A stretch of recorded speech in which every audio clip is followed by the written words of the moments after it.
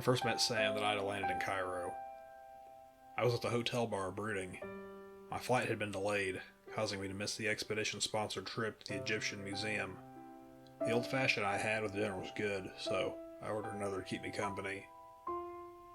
As I sat there, sipping my drink, I pulled a hardcover notebook from my pocket and wrote the word Egypt on the cover. Its spine cracked as I opened it the first time, and stared at the blank inside cover. The alcohol did little to numb my bitterness, as I wrote the same words from all my other field notebooks inside. For her. The ritual brought back memories, not all of them good. I sighed and gestured to the barkeep for another drink. Turning to the first blank page, I busied myself sketching pyramids, obelisks, and what I reassured myself really did resemble a camel. Sam's voice at the other end of the bar tipped me off to the fact I was no longer alone. Sometimes I still think how her blue eyes glimmered when she looked at me for the first time, or the way her red hair fell over her pale round shoulders. But I doubt I'll ever forget her smile. I later learned Sam was self-conscious about her canine teeth. She later confided in me that she thought they were too big. Introducing myself, I was met with the small, tight-lipped grin she reserved for polite conversations with strangers. I hadn't expected our small talk to go anywhere, but as it turned out, she was an Egyptology student, also staying at the hotel for the Wadi Hamra expedition briefing. Soon we discovered we had a lot more in common and a lot more to talk about. Past excavations we'd worked, our colleges, the differences between Egyptology and archaeology. Before we said goodnight that evening, she graced me with one of her genuine, two big smiles. One where the corners of her mouth were drawn wide by her mildly oversized canines and crow's feet radiated from the corners of her eyes. There was an unspoken sincerity in this expression that was fascinating to me. Since leaving Cairo for the desert, she smiled like that a lot more, especially around me. Sam wasn't smiling now. She lay there, motionless on a cot in the communications tent, whimpering occasionally as she stirred. The stinger left behind a black scab, surrounded by a dark bruise creeping up her wrist. Her hand looked like she was wearing a glove several sizes too big. Anti-inflammatories did little for the swelling, but it was all Nurse Elaine could do. I stayed by Sam's side, answering the occasional question from Elaine. I was filling out an incident report when Felix entered the tent, holding up the crushed body of the scorpion. Even dead inside a plastic bag was enough to make me squirm.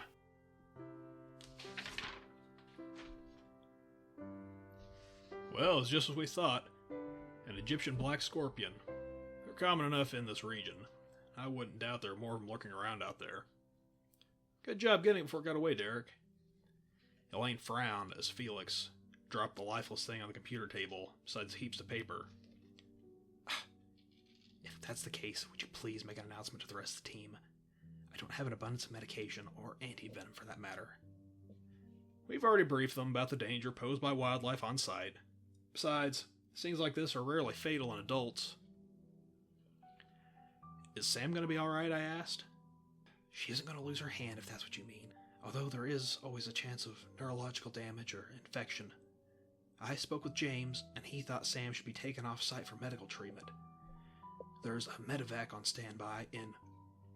Like bloody hell, I'm letting him or anyone else take me off site over a swollen hand, Sam said, her voice heavy with medical-induced drowsiness as she stirred. Elaine rose from her seat and stood by Sam, gesturing for her to lie down. I need you to lie still. You need to rest. I'll rest when I please. The light had returned to Sam's eyes. She struggled to sit, and I helped pull her upright. What's all this about me being taken to hospital? Nothing's been decided yet, Felix said, stepping around to the Elaine side of the cot. But it is a contingency in the event you don't show signs of improvement. It's absurd if you ask me. I feel fine. You can't send me away. Not when we're just hours from the opening of the mummy chamber. It might not come to that, Samantha. Well, if you wish, I can include your desire to remain on site in my report, Felix said. I'd quite like that, Sam huffed, crossing her arms. She winced in pain as she bumped her swollen hand, fussed over the injury, and tried to find a more comfortable position for her wrist before giving up and resting it back on the cot. After a few words with Elaine, Felix left to write his report. "How long have I been passed out?" Sam asked. "And what time is it?" "Only a couple hours," Elaine interrupted, taking Sam's pulse. "Really, Samantha, you need to rest. Try not to worry about being sent off-site." Sam sighed in defeat as Elaine returned to the computer. But Sam turned to face me. "Have you been sat here this whole time?" I nodded. "How sweet of you." A small grin worked its way across her face, for the first time since she'd woken up. "I'm just glad you're alright," I said, feeling the color rise to my face. "Oh, I'm fine, just a bit sore, really. Do you still fancy having a look at my notes with me? It seems I'll be stuck here for some time." "I would like that, if they weren't still inside the tomb." Sam frowned at this. "You mean you left them back in the tomb?" "You needed immediate medical attention. The notebook seemed trivial." "Trivial indeed." Sam rolled her eyes. "Those notes might prove to be the last contribution I make to this expedition." "You're being just a bit dramatic, don't you think?" "Perhaps," Sam sighed. "Would you mind terribly going back after them for me? I'd like something to occupy me while I'm sat here, awaiting my fate." I looked over to Elaine, as if asking permission. "Just be careful," she shrugged. "I don't need any more scorpion stings to deal with."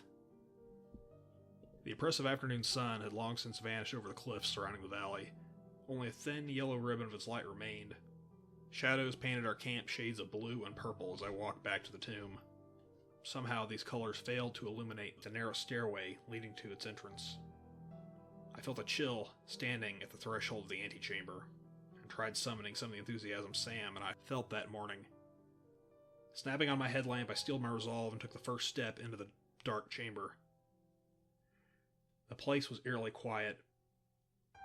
The only sounds were the clopping of my boots and echoes of my breath as I advanced up the sloping corridor. I made a conscious effort not to focus on the mosaics along the way. I hated to admit it, but Sam was right about the place being creepy, and images of mummification, death, and watery grave were making it worse. Entering the chapel, I left the work lights off. I'd intentionally left the generator off before returning into the tomb.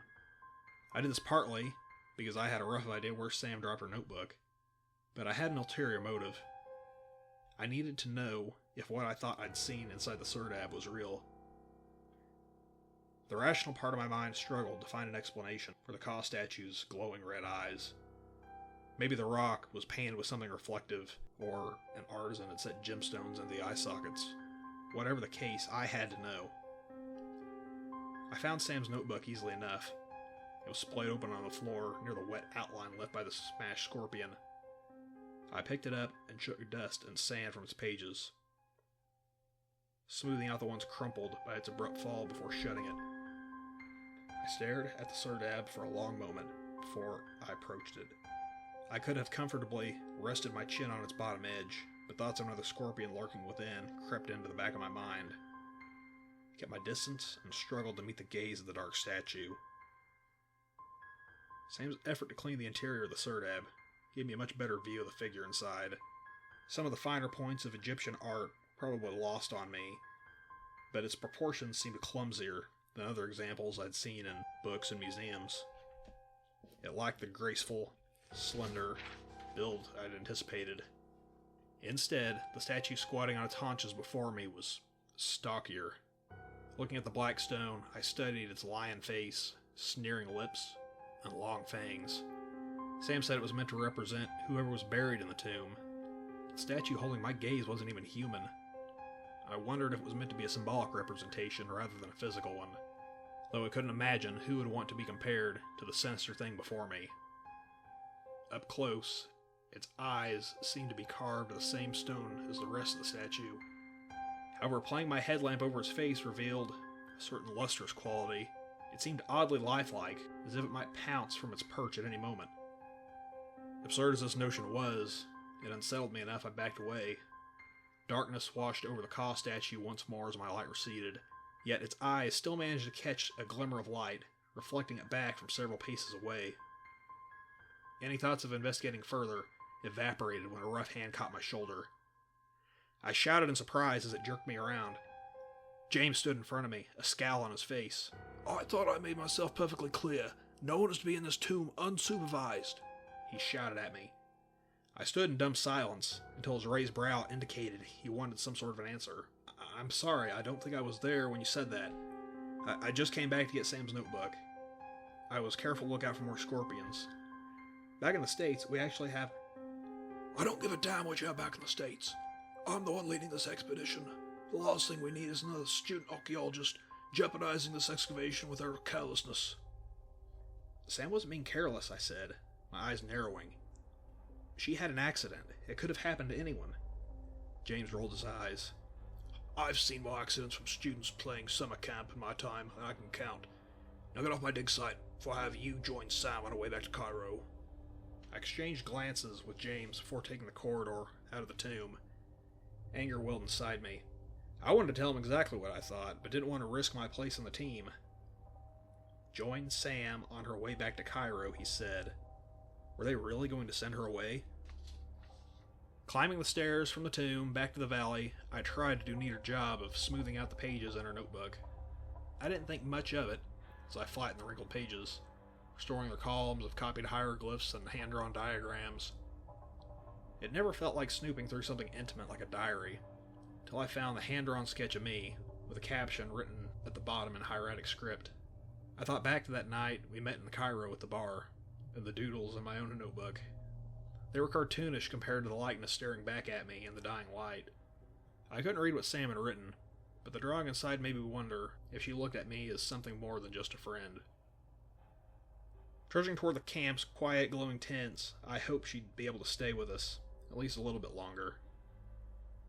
And all the time I'd known her, I'd never seen Sam angry. But I could hear her seething from inside the communications tent.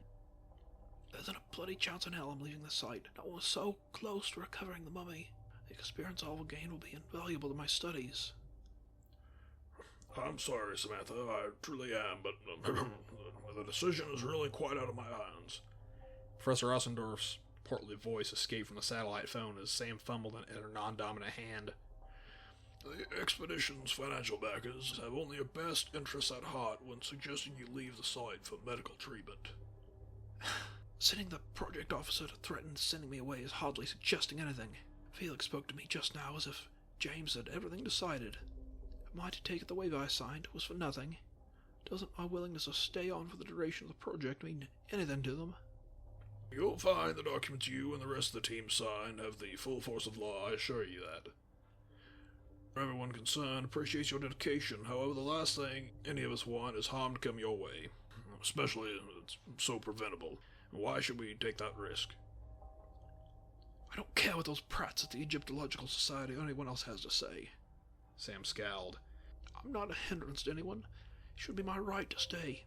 Can't Elaine re-examine me in the morning and see how I'm getting on? The tent fell silent as Professor Ossendorf pondered this. I can't make you any promises. I'll be sure to make a suggestion to that effect if you wish. Sam didn't speak. She just stared silently at the gently billowing wall on the opposite side of the tent. Ossendorf went on. I'm sure this must be a great disappointment to you, but I assure you the powers that be have only your best interests at heart. Now, it's getting quite late. Why don't we all talk again in the morning? Sam muttered a few half-hearted pleasantries she hardly meant, and ended the call before tossing the sat phone to the foot of her cot. Hot tears streamed from her eyes as she slammed her good fist into her thigh. What rubbish! She spat. Elaine rested a hand on Sam's shoulder. There. Nothing's been decided yet.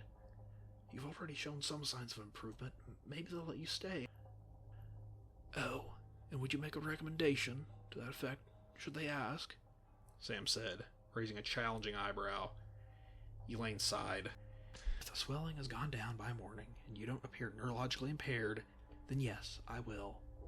Regardless, I will be voicing my honest opinion of your medical condition, Samantha. Elaine grabbed the satellite phone and went back to her seat at the computer. Oh, very well then.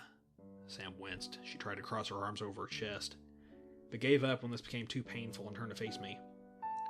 Was your trip a success? No more scorpions, I hope? No scorpions. I'd run into something worse, though, I said, holding her notebook in the air before handing it to her. Oh, thank you so much, Sam said with a sigh. That's just as I feared. These might turn out to be my sole contribution to the expedition after all. You really believe that? James and those stupid investors have their way. I'll be on the next ATV out of here tomorrow morning, along with the first batch of artifacts. Sam shrugged. Hopefully it won't come to that, Elaine said, turning in her seat to face us. But for now, the best thing you can do to improve your odds of recovery is getting some rest. Oh, all right, fine. I'll try, even if I am feeling rather gutted about the whole thing. Could I at least spend tonight in my own tent? There's not much more I can do here for you right now, Elaine said with a sigh. But if the swelling worsens or you have any other symptoms, I want you to let me know immediately. Elaine pulled 2 handheld radios from the charging dock and handed one to Sam. I'm a light sleeper. Sam clasped the radio to her belt before sliding her legs over the side of the cot. Care to walk me back to my tent? She asked, as I helped her stand. Many of the team members were already asleep as we walked through the quiet camp. There was no fire that night, only the occasional glow from tents illuminated our path, along with stars speckling the night sky. There was a pleasant chill in the air, and I couldn't help wishing we had farther to walk. Reality sank in that this really could be Sam's last night with us, and I tried, but failed to think of anything comforting to say.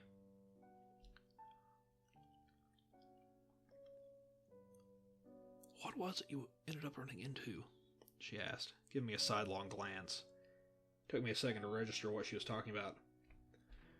It was just James. Apparently he saw me going back into the tomb for your notebook and wasn't happy about it. I wanted to tell Sam about James threatening to send me away from the valley along with her, but knew it wouldn't make Sam feel any better. I'm sorry you had a run-in with him. That's alright. I'm sure it won't be the last time. We walked on in awkward silence. Neither of us sure what to say. As our tent came into view, Sam spoke up. Derrick, I just wanted to say thank you. She looked down, tucking a few stray hairs behind her ears. For carrying me out to the tomb and looking after me this evening and going back for my notebook. She gave me a small smile. You would have done the same thing for me. I do wish I'd know I'd be able to stay on. Sam sighed. I'd be surprised if they made you leave. You don't seem badly injured at all. Who knows? Sam raised her good hand to feet. Lane said I was coming along quite nicely, even while you were in the tomb, and whatever James has told the high-ups in his report has them all petrified of my well-being. Thought of James's unfounded prejudice against the expedition's less experienced members. I didn't want to dash Sam's hopes, but if the project officer wanted her sent back for medical treatment, she could be gone indefinitely. Possibly never to return for the rest of the dig. I didn't have long to ponder this as we stopped in front of her tent. We stood there, silent for a moment. Well, I suppose it's good night, Sam said, forcing a tight-lipped smile before looking at the ground. I'll be sure to stop by and check on you in the morning, I said. You know, we never did end up watching Lawrence of Arabia on my laptop, she remarked, as if not wanting our conversation to die. Yeah, we never did get around to that, did we? It's not too late. Her eyes rose to meet mine. Don't you need to rest? I don't think it actually matters. Besides, tea Lawrence always cheers me up. At one point on the hike to the site, the sun bearing down on us was so hot Sam couldn't help but remark on the similarity between it and the Sun's Anvil scene. It was then I let slip that I had never seen the movie Lawrence of Arabia. That night I found out it is a great movie. It was, as Sam described, a cinematic experience. I'm not much of a movie buff, but I was impressed by the realistic props and detailed set pieces. The version Sam showed me was digitally remastered, but still retained the grainy charm from the film camera days. Many scenes were shot on location. There were at least 1,000 extras, and apparently it went on to win 7 Academy Awards. I also learned it was nearly 4 hours long. At one point, while debating whether I should ask Sam it was almost over, the intermission came on. It was a slog at times, if I'm being honest. It had some awkward character interactions and felt oddly akin to the other sword and sandal epics from the 1960s. But I couldn't bring myself to voice these criticisms. Not in front of Sam. She was genuinely enthralled, spouting off facts about the movie as it played, even quoting her favorite scenes in time with Peter O'Toole. I don't think that too big smile left her face even a moment as we watched. Amusing as all this was, it did put me in the awkward position of having to traipse back to my own tent around 2 o'clock in the morning. Are you sure you don't just want to stay the night here? Sam asked from the edge of her cot, looking at me with her big blue eyes. I really ought to get back to my own tent. I wanted to stay, but I didn't want anyone to catch us both leaving the same tent in the morning, for there to be any awkwardness. Sam gave me a sad smile before standing and closing the short space between us. The splint on her injured hand dug into my back as she wrapped me in a warm embrace. Her eyes met mine as I looked down. They looked even more blue in the light from her laptop screen. And I kissed her. She kissed me back. How long have you been wanting to do that? She asked, grinning up at me with her too big a smile. A while now. I'm so glad you did. Sam gave me a small smile as I stepped outside her tent before zipping the door up. The moon wasn't quite full, but it did a fair job illuminating the ring of tents that made up our camp. Maybe I was being paranoid, but I didn't want to walk across the open expanse in the middle, exposed to anyone who might be awake. Instead, I picked my way around the tents, being careful not to trip over any of their guy wires. I walked between the ring they formed and the dense thicket of trees and underbrush separating our camp from the cliffs to the south. When we first made camp, Jorge joked about Sam being afraid to pitch her tent too near the tree line. But watching the mass of thorn tree limbs and scrub brush sway in the moonlight, wondering all the while if a cobra or some other snake was hiding amongst them, made me more sympathetic. At least 3 varieties of venomous snake were native to the region. They were the main reason for the curfew I was breaking, but sightings have been rare after we entered the valley and established camp near the dig site. They avoided us instinctively, and that was fine by me. Sam never missed an opportunity to tease me about my fear of snakes. Not since I jolted in my seat during the safety briefing when the PowerPoint suddenly revealed 3 large snakes coiled up on screen. I didn't want to draw attention to myself by using a flashlight or my headlamp, but try as I might, I couldn't ignore the persistent fear of running into these dangerous animals, not noticing the light reflected from their eyes until it was too late. If there was one comfort, it was the sound of sleep drifting lazily from the tents I passed. It was reassuring. No one was awake to catch me skulking around camp past curfew, even if the only person who might care was James. I was almost back to my own tent when something stopped me dead in my tracks. The yellow beam of a flashlight shone through the gap between the tent I was behind and the next one. I crouched to the ground trying to make myself small as it swept over the patch of sand I nearly stepped into. I held my breath as it played over the tent, wondering as it cast a silhouette of everything inside it against its polyester. Who was searching for me, and why? I'd been almost silent sneaking back to my own tent. I felt certain no one witnessed me go with Sam into hers. The light continued sweeping over the camp, never lingering on any one spot. The beam vanished from my sight before I mustered the courage to peek around the edge of the tent. It was coming from between the communications and dining tents. I didn't think anything would scare me more than the light surging till it went out and the person wielding it disappeared into the inky shadow between those tents. I stayed hidden, thinking it was a ruse to catch me when I sprang from behind cover, but the light never shone toward the tents. It didn't come on again until it was near the excavation site, only to vanish down the staircase leading to the tomb. I sat there a long moment, unsure what to do. It seemed petty when James chewed me out for entering the tomb alone, but I had to question the motives of someone doing the same in the dead of night. Looting is a constant concern in archaeology, and I found myself suspecting the worst of whoever was venturing into the tomb under the cover of night.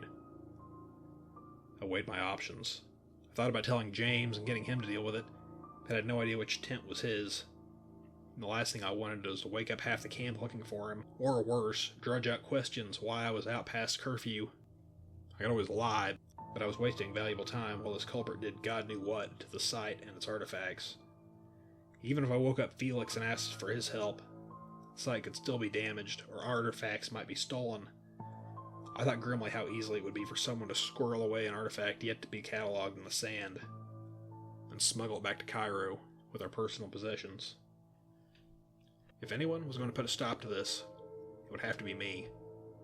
I steadied my resolve and returned the way I came, keeping a watchful eye on the electrical light glowing from the tomb. I thought about asking Sam to join me as I passed her tent, but decided she needed rest more than I needed backup. Near the dining tent, I picked up my pace, feeling less concerned about getting caught as I entered the shadows cast by the cliff overlooking the dig site. The tomb was only 100 yards from camp, but the adrenaline coursing through my veins, it seemed to stretch on forever, as loose sand swallowed my footsteps. A gentle breeze blew past me as I neared the top of the last sand dune. It carried the sound of someone inside, speaking in hushed tones. The limestone stairs leading into the dimly lit interior of the tomb came into view. I slowed my pace to a slow walk, trying to eavesdrop on whatever was being said. Before I could discern whose voice it was or what they were saying, a new sound made me stop dead in my tracks. My eyes weren't perfectly adjusted, but I caught the glimmer of eyes and heard the hiss of a snake as my foot nudged against something that felt like a rubber hose in the dark. I was terrified. Up to this point, I genuinely thought the closest thing to a snake encounter I would have was the time Sam hissed and rubbed her foot up my calf under a dinner table in Cairo. I reacted as you might expect. I screamed and ran, not toward the steps leading into the tomb, but back toward camp. Whether it was a sidewinder or a cobra, I'll never know, but its hiss intensified, and I swear I felt its body thud into the sand next to my foot as it struck at me and missed. The chanting stopped. Footfalls echoed within the tomb. I glanced over my shoulder, and I caught a glimpse of shadow mingled with the light. I raced back to camp, hoping I only imagined the hiss of another snake as my footfalls landed in the dark sand beneath my feet. Rounding the corner of the dining tent, I saw the pale, searching beam of a flashlight sweep over camp from the dig site.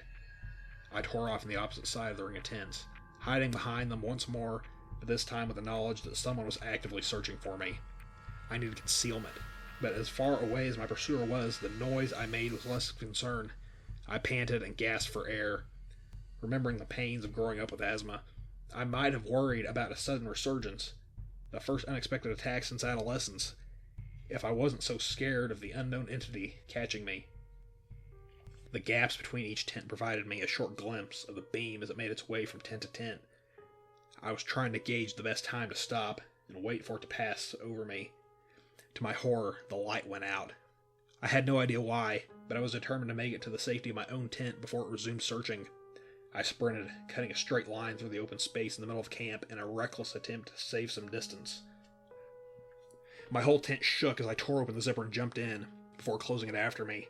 I collapsed onto my cot and gasped for breath. I was terrified, and I had no idea what I witnessed in that tomb.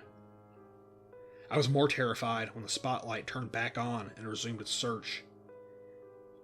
Maybe it was my nerves, but I swear it paused over the front of my tent, just a moment, before it continued scanning the rest of the campsite. I lay there a long time trying to relax.